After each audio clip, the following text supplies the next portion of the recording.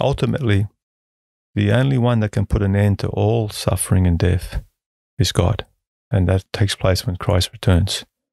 And for Christ to return, it depends on or not dependent on his church, but his church has a part to play with that, like we saw earlier in Mathew 24:14. And the gospel of this kingdom shall be preached unto all the world for a witness, and then the end shall come. So the people need to be told of the gospel, the love of God.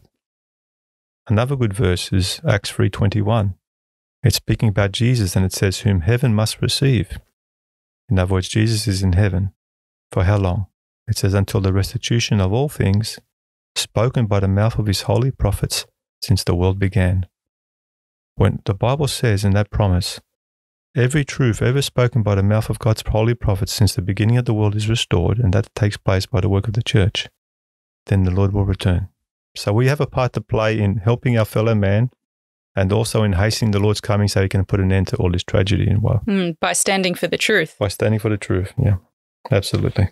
And living, of course, standing for and living for the truth. I've seen other arguments used. Even a minister once said to me, and we were discussing a theological difference, and he said to me, Bill, I've left all this side of the gospel alone, there's doctrinal differences, etc. He said, I'm working at the ground roots of the gospel. He was working for a charity arm of the church in helping the poor and suffering and the needy. Of course, that's a good thing. Who would criticize that?